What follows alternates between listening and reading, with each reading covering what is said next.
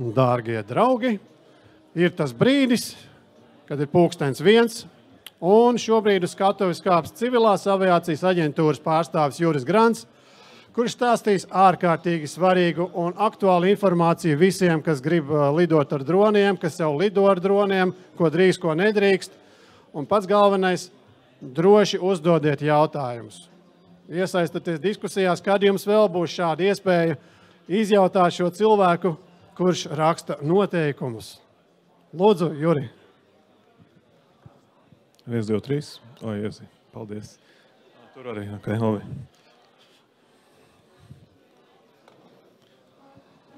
Tā es ceru, ka es neesmu cik liels par visu ekrānu. Šeit man redz kaut ko.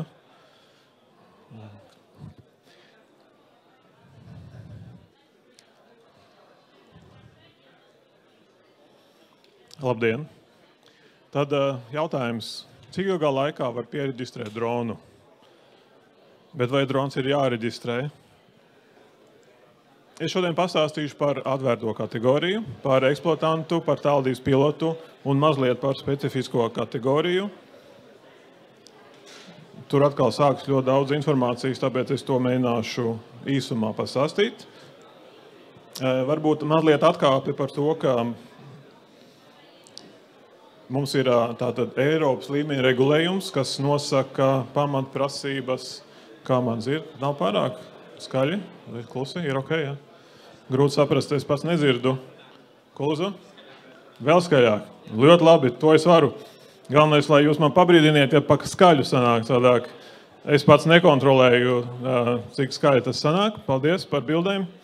Tātad par Eiropas Savienības regulējumu.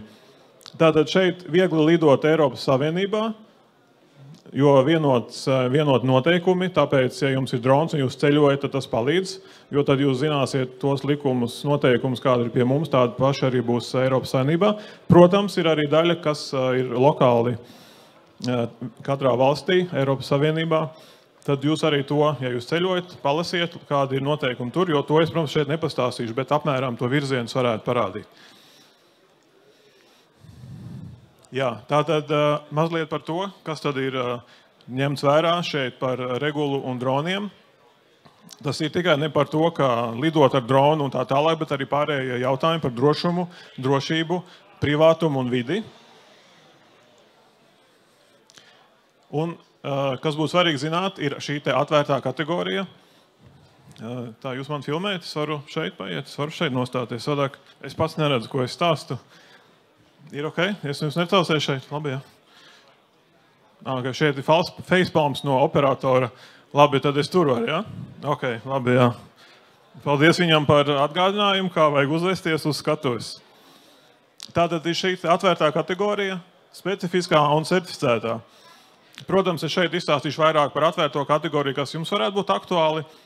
Mazliet par specifisko, protams, līdz certificētājiem mēs netiksim, jo arī šīs te regulējums joprojām tiek detalizētāk izstrādāts. Ok. Atvērtā kategorija. Īsumā varbūt tie, kam jau ir droni, kaut ko zina. Ja nezinu, jūs arī pajautājiet, precizējiet kaut ko. Tātad tiešā redzamībā būtu jāveic lidojumi augstumā līdz 120 metriem. Tātad masa tiek ierobežota līdz 25 kilogramiem. Nākošajos slaidos jūs redzēsiet, ka ir arī apakškategorijas, attiecīgi tad nevis ar 25 kg lidot, kur gribās, bet arī ir apakškategorijas, kas jāņem vērā. Droši attālumā no cilvēkiem un pulcēšanās vietām. Tātad arī nav atļauts lidot virs cilvēku pulcēšanās vietām. Tātad, ja ir liels cilvēku skaits, tad tur lidot nedrīkst. Ar vieglāku dronu var lidot tuvāk cilvēkiem. Jā. Tātad arī par kravas nomešanu, smidzināšanu un arī ir jāievēro informācija geogrāfiskajās zonās. Tad ir speciāla karta, kur apstīties, kādi ir ierobežumi gaisa telpā. Par šo noteikti jums vajadzētu atcerēties, jo kas nav šeit, tas nozīmē, ka tie ir specifiskā kategorija un būtu jāvēršas pēc atļaujas. Tātad jums būtu jāzina, kāda šeit ir nosacījuma. Tad šis būtu tas pamata informācija, ko vajadzētu noteikti atcerēties un zināt, tātad lidojumi tiešām redzamībā līdz 120 metriem, attiecīgi drona svars, un no tā arī daudz citi jautājumi tiek apskatīti. Jā, okay. Tad īsumā par apakškategorijām. Es tev netraucēju, staigājot šeit ir ok? Jā, tā. Ok, šeit palikšu labi. Par apakškategorijām. Tātad A1 apakškategorija. Šeit pievēršam uzmanību labajā pusē. A1, tad tas būtu vieglākie droni līdz 900 gramiem. Ir attiecīgi apakšiedalījums, lūdzu pievērst tam uzmanību. Tas būs svarīgi mācoties kvalifikāciju. Jums ir attiecīgi, lai jūs zinātu, kādu kvalifikāciju jums būtu nepieciešama. Tad ir A2 apakškategorija. Tagad no šī gada tad pilnīgi jau ir spēkā šis te nosacījums par to, ka A2 apakškategorijā, kas ir lidojums tātad līdz 50 metriem no cilvēkiem, mazliet smagākiem droniem, līdz 4 kg, tiem tad jābūt ar šo te C2 marķējumu. Bet tātad es nezinu, cik tagad ir aktuāli, noteikti tie, kas lidoja līdz šim ar A2 apakškategoriju, pievērsiet tam uzmanību. Un tad A3 apakškategorija līdz 25 kg, tad attiecīgi ierobežojums 150 metru no apdzīvotām vietām un dažādām citām industriālajām vietām. Ja iet runa par kvalifikāciju un C-klases marķējumu, ļoti daudz informācijas, respektīvi svarīgākais, laikam būtu, ka šobrīd tātad būtu, es uzreiz pārlīšu nākošo slaidu šeit īsumā, atgriezīšos atpakaļ.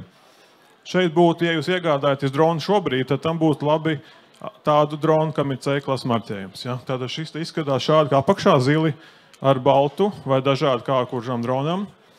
Tas, domāju, krāsa un tā tālāk. Tātad tas būtu svarīgi, un tad atgriežoties šeit, A1 apakškategorijā, pievēršam uzmanību, tas ir ar šādiem marķējumiem. Jā, ok, labi. Tātad A0 un 1, C-klases marķējums, 0 un 1. Jā, tā šeit, labi. Tātad tas būtu jāņem vērā. Jā, un nākošie slaidi. Es nezinu, šeit ļoti daudz informācijas, jūs paskatieties, jums būs jautājumi, pajautājiet. Es īsumā atgādināšu, tātad marķējums 0 un 1, tas būtu līdz 900 gramiem, attiecīgi ierobežojumi. Mūsu mājaslapā ir sīkāk sarakstīts, bet šeit, cik katram sanāk palasīt, tad pamat ierobežojums būtu, var lidot tuvāk cilvēkiem. Tātad tas būtu svars līdz 900 gramiem, ja ir ar C1 marķējumu. Šeit ļoti daudz ciparu, ja? Es nezinu, tas laikam nepalīdz, tāpēc es iešu tālāk. Šeit būtu jāņem vērā, ka C-klases marķējums nav tas pats, kas CE marķējums. Un pērkot dronu, tad tas būtu labi, ko jūs zinātu, kā tas izskatās un ko meklēt. Tad tas būtu, ja šogad jūs pērkat kādu dronu, noteikti izmantojiet tādu dronu, iegādājieties tādu dronu, kuram ir C-klases marķējums.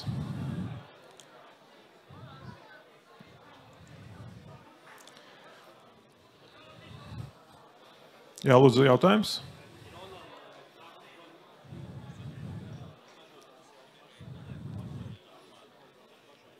Jā, tad jautājums ir, vai pērkot dronu no 24. gada ražotājs uzliek marķējumu. Šeit mazliet ir tās definīcija laist tirgū, drons laist tirgū līdz 24. gadam. Tu varētu būt joprojām tādu dronu, kuriem nav šis te marķējums, bet ja jūs pērkat, es aicinātu meklēt tādus, kuriem ir. Jo, ja kāds tomēr tirgo tādu, kuram nav, tad jums tas varētu ierobežot jūsu lidojumus. Tad jūs varētu lidot tikai vai no A3, ja ir laist tirgū līdz 24. gadam. Tad A1 un A3, tad attiecīgi, ja ir laist tirgū līdz 24. gadam, tad A1 un A3 jūs varētu lidot, bet drošāk tomēr būtu meklēt ar marķējumu, lai nav šī pārpratums, kurā brīdī viņš laist tirgū un visu šī tā te ņemšanās, tad attiecīgi drošāk būtu tādu uzreiz izmantot. Bet ir joprojām atļauts tādus izmantot, tātad, ja ir laist tirgū bijis līdz 24. gadam, tad tas atkal grūtāk precīzi jums atrast, kurš tad ir tāds drons. Paldies par jautājumu. Tātad šeit attiecīgi par to, kā izskatītos C-klases marķējums. Tad šeit kopumā atkal ir daļa no noteikumiem, ko nosaka Eiropas Savienība, tas būtu par reģistrēšanos un par kvalifikāciju un pamatprasības. Un tad Latvijas līmenī mēs nosakam šīs te ģeogrāfiskās zonas, jau precīzāk informācija kartē, kur var lidot un kā saskaņot tos lidojumus, vai arī kur nedrīkst lidot un nevar saskaņot lidojumus, un apdrošināšanu. Īsumā par reģistrēšanos. Tātad ir divas lietas, kas jāņem vērā. Šis te eksploatanta reģistrācijas numurs un tālruņa pilota reģistrācijas numurs. Daudzi sajauc un līmē uz savu drona tālruņa pilota numuru, bet, protams, ja jūs esat eksploatants un tālruņa pilots vienā personā, jums būtu jālīmē šis numurs, kā izskatās. Ja? Atkal mūsu mājaslapā ir informācija par to vairāk, lūdzu pastieties. Tātad pirmais būtu eksploatanta reģistrācija. Tātad, ja jums ir pieder drons, tad noteikti jums visdrīzāk vajadzētu reģistrēties par eksploatantu un iegūt šo te numuru. Šis numurs ir tas, ko jūs līmējat virsū savu drona, un tādā veidā jūs pasakat visiem, ka tas ir mans drons. Tad nav jāreģistrē pats drons, ir tikai šis te numurs jālīmē virsū vienādi vai otrādi ar flomasteru vai ar skoču vai savādāk, citi ar magnētu. Ja jūs plānojat dalīties ar to dronu citiem draugiem, kolēģiem, tad jūs varat tādā veidā to risināt. Un ir tālruņa pilots. Tālruņa pilots atkal iegūst to kvalifikāciju, kā atkarībā no drona svara un atkarībā, kur grib lidot. Un tad tas būtu jāņem vērā. Es domāju par šo te sakarību starp tālruņa pilotu numuru. Attiecīgi, ja, piemēram, koledža, tad koledža būtu eksploatants un jūs būtu piloti, tie koledži jums izdala dronus, tad jums būtu tālruņa piloti un koledža būtu eksploatants. Tādā šeit izpratnē, kāds tiek paredzēts. Tā, tad kur var reģistrēties un iegūt šos numurus? Šeit ir droni CALV, tas bija arī sākumā. Ar smuko lāzeru varbūt neredz. Šeit droni CALV. Tad te šeit sistēmā reģistrēties, ir e-pakalpojums, jūs varat iegūt tālruņa pilotu numuru, arī varat iegūt šo te tālruņa pilotu numuru, to es jau teicu, eksploatanta numuru, ja? Eksploatanta numuru, tālruņa pilotu numuru attiecīgi, un iegūt arī šo te pamatkvalifikāciju, 1A3, kā arī varat pieteikties eksāmeniem, tātad eksāmeniem, kas ir vajadzīgi, ja jūs gribat A2 lidot vai specifiskajā kategorijā. Eksploatācija šis numurs derīgums sistēmā ir uz 1 gadu, par to ir paredzēta maksa 5 eiro. Kā arī sistēmā tad jums palīdz to menedžēt un atgādinājums jums sūtē, jums iet uz beigām, tad tas viens liet vieglāk palīdz nekā bija agrāk, kad pašām bija jāsako līdzi. Kvalifikācija. Tā, ko mēs parasti stāstam, tad A1 ir tā kvalifikācija, ko jūs iegūstat sākotnēji. Mēs parasti rekomendējam visiem to iegūt, neatkarīgi no drona svara, jo ir paredzēts, ja drona svars ir līdz 249 gramiem, tad nav obligāti iegūt šo kvalifikāciju, bet tomēr, tā kā dažādi var attīstīties, dažādi var būt droni, tad noteikti vajadzētu to izmantot iespēju arī palasīt šīs te prasības, apgūt šo te pamat teorētisko informāciju par dronu pilotēšanu, ģeogrāfiskām zonām un tā tālāk, tad mēs iesakām visiem šo te apgūt. Tātad A1 un A3 kvalifikāciju. Un, ja jums ir arī nepieciešams lidot ar tādu dronu, kam ir C2 marķējums, tad arī A2 kvalifikāciju. Neaizmirstam par šī te ražotāja rokas grāmatas lasīšanu. Es nezinu, kā kuram. Parasti mēs to noliekam malā un lasām tikai tad, kad nekas nestrādā. Sākam skatīties, kāpēc varētu būt tā sanācis. Tātad es noteikti ieteiktu arī pārlasīt ražotāju rokas grāmatu, kur būtu šīs te pamat lietas, kā eksploatēt dronu droši.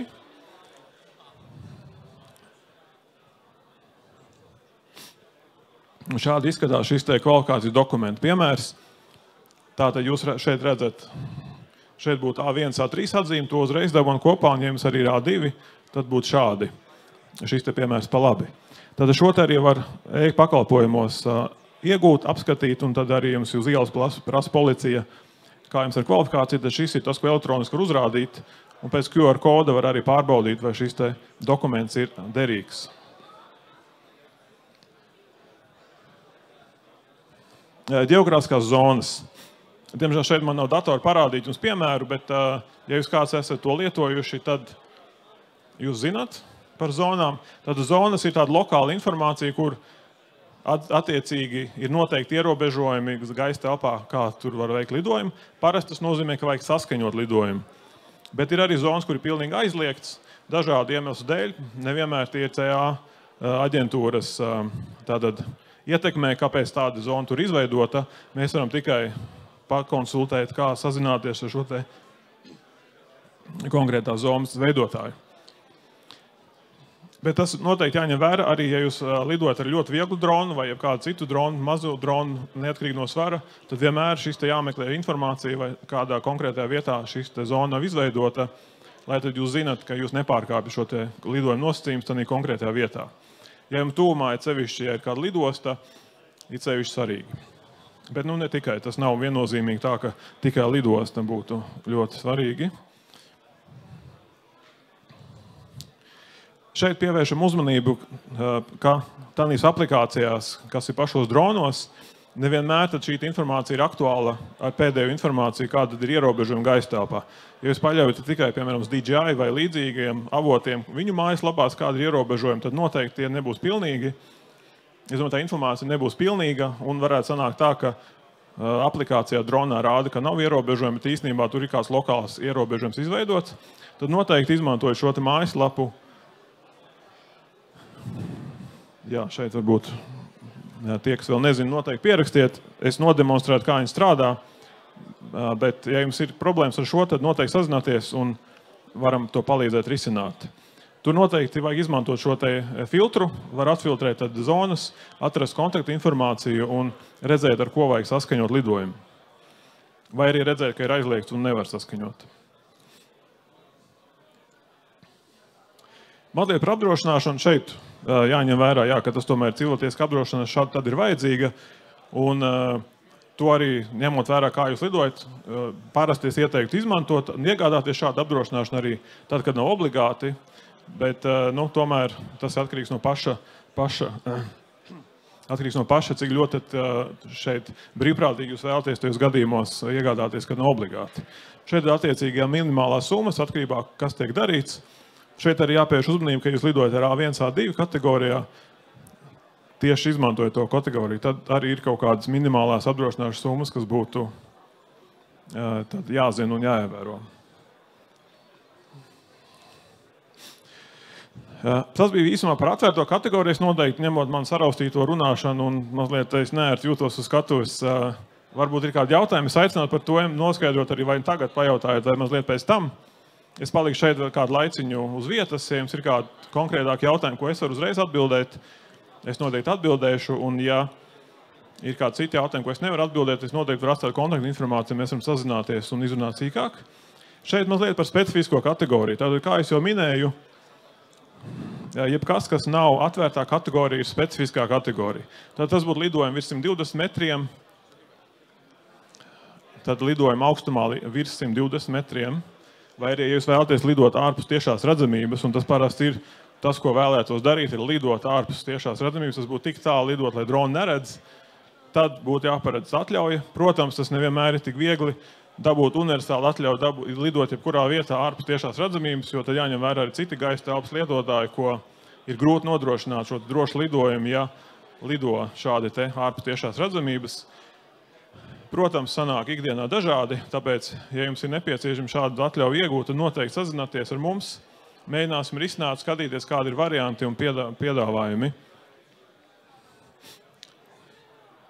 Tad šeit vairākas lietas, tātad arī drona svars, ja jums vajag lidot ar dronu, kas ir smagāks par 25 kg, pat ja vajag lidot tiešā redzamībā, tad arī būtu jādabūna šāda te atļauja. Protams, lai būtu sarežģītāk, es ieliku šo slaidu. Šeit būtu par dažādiem veidiem, kā var iedot atļauju specifiskajā kategorijā.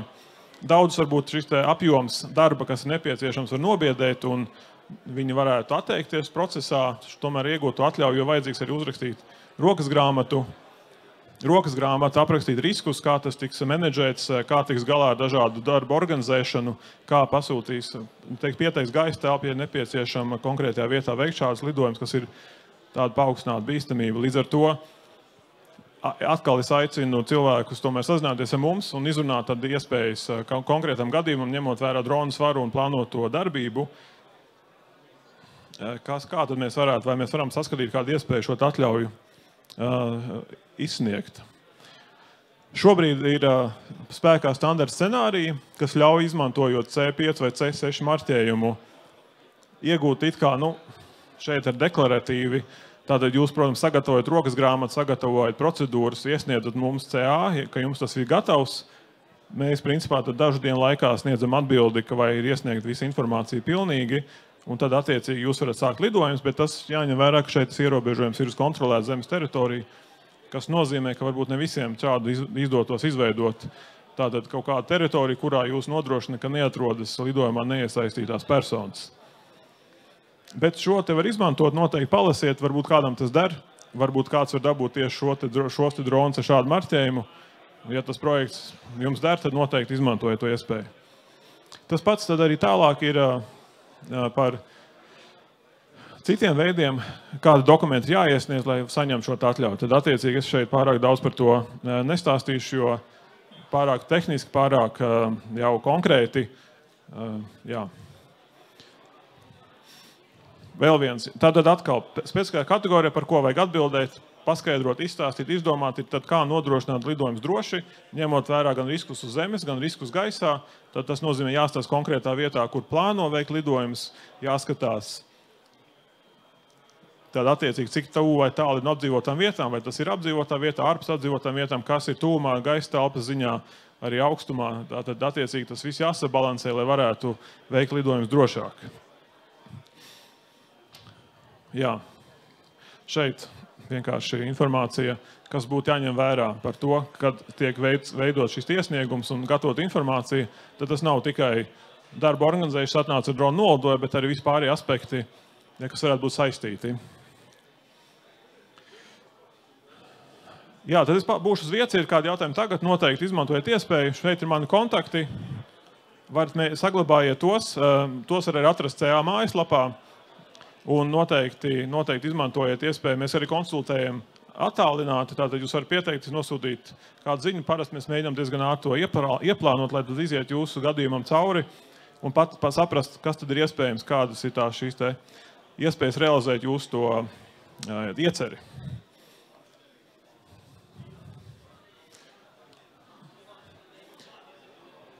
Paldies! Es neredzu pacēlas rokas. Jā, nesteidzieties. Jā, lūdzu.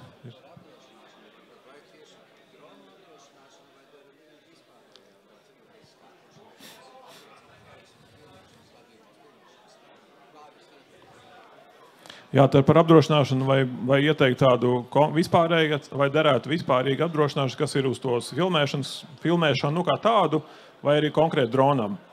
Principā šeit ir, jā, tā ir civiltiesiskā apdrošināšana. Tad es domāju, ka kurš gadījums der, ja jums apdrošināšanā ir paredzēts, ka būs kompensēts gadījums, ja ar dronu notiek kaut kāds negadījums, teiksim, ja. Tad jums jāstāsta noteikumi ar to apdrošinātāju. Dažreiz viņi prasa tad konkrēti dronus, es nezinu, attiecīgi visu tehniku norādīt, kur ir apdrošināta un arī gadījumu civiltiesisko.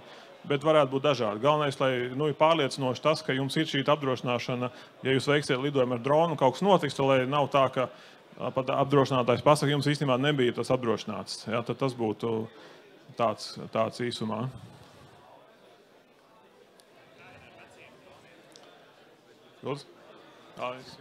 Man ir jautājums tāds.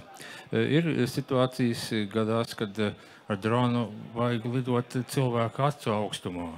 Vai ir kaut kāds minimālais augstums? Es sākumu nedzirdēju, vai ir minimālais augstums, no kuras skaitās, ka tas ir lidojums? Jā, paldies.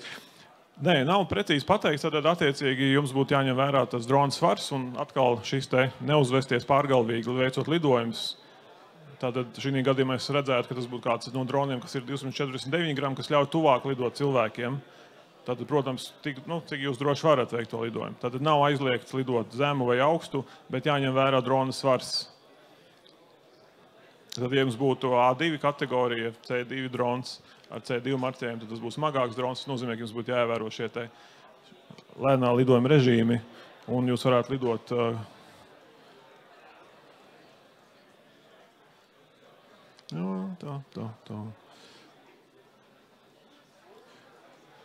Šeit būtu A1, tas būtu drons ar C0 vai C1 marķējumu. Jūs varat lidot diezgan tuvu cilvēkiem, bet nevarat lidot virs pulcēšanās vietām. Tad, principā, nav pateikts precīzi, ka nevar tuvu pielidot, bet, protams, sakal, nevajag uzvesties pārgalvīgi, lai cilvēki nesūdzās, nesaprot, kas notiek un tā tālāk. Ja jūs uz ielas tā darīsiet ar kājām gājējiem, noteikti būs pārpratumi. Šeit ir paredzēts ar C2 marķiem, jūs varat ieturēt šos te metrus, te labi neredz, bet te ļaus mazliet tuvāk pielidot attiecīgi ar lēnā lidojuma ātrumu. Tātad atkarībā no drona svara tas būtu jāņem vērā. Noteikti smagu dronu nevarētu tā darīt.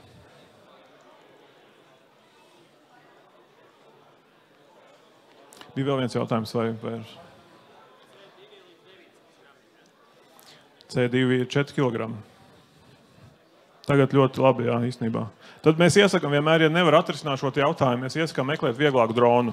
Ja jums ir jālido ļoti specifiski, labākais variants ir tomēr vieglāk dronu, jo tad tas ļauj jums brīvi rīkoties, atvērtās kategorijas ietvaros. Ja jums vajag ārpus tiešās redzamības, protams, tad paliek sarežģītāk, bet meklēt variantus ar vieglāku dronu principā veikt.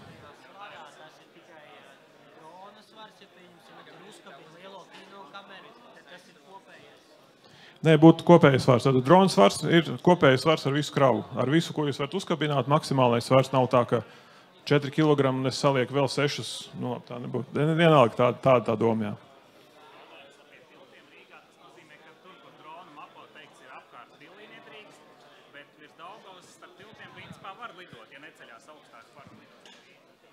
Jā, ja jūs precīzi to karti, tad jā, tad ir jāņem vērā šī Rīgas lidostas ietekme, kas ir diezgan liela. Tad tas būtu no 50 metriem sāk parādīties papildus ierobežojumi, bet līdz 50 metriem, kur ir šī vienīgā zona, ir Rīga CTR tā saucamā, jā, tad tas būtu tādā veidā. Līdz 2 kg līdz 50 metri.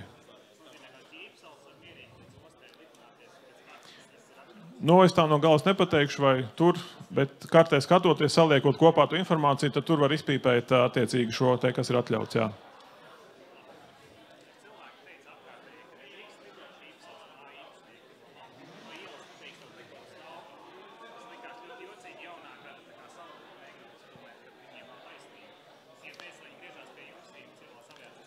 Jā, noteikti. Mēs mēģinām paskaidrot un atbildēt arī dažādiem jautājumiem, tāda nav problēma.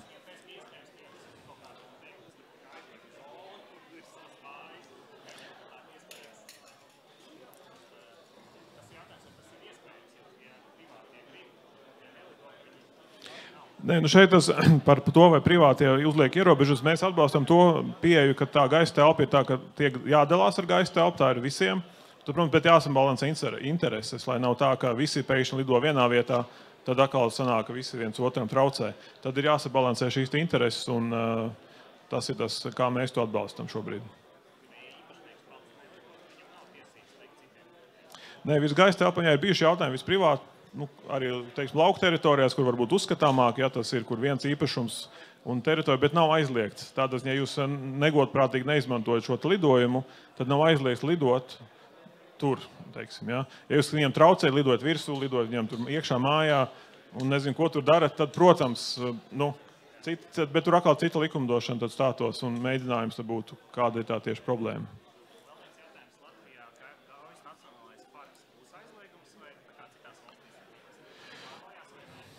Es domāju, ka būs, jā. Ne aizliegums, bet atkal veids, kā koordinēt. Tad šeit bija jautājums par Gājus Nacionālā parku, bet atkal es nezinu precīzi, jo mūsu pārziņā šie ierobežojumi, kas ir lokāli dēļ putniem, dzīvniekiem, daba un tā tālāk, tas nav mūsu tiešā pārziņā. Mēs mēģinām vienkārši izstāstīt šo te pilotu jautājumu, eksploatantu jautājumu, ka viņi gribētu lidot, bet kā lidot, lai nav tā, protams, ka traucē putniem un dzīvniekiem, teiksim, un piesārņo dabu kaut kādā veidā, vai arī kuri atnākuši paklausīties kluso dabu, tur droni tagad kā bites. Jā, varētu būt dažādi. Bet tas atkal jāstāsta kartē un tad tā izejot.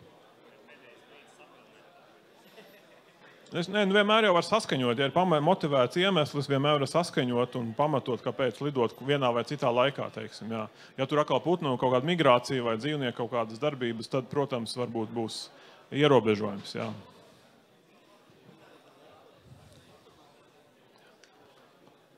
Jā.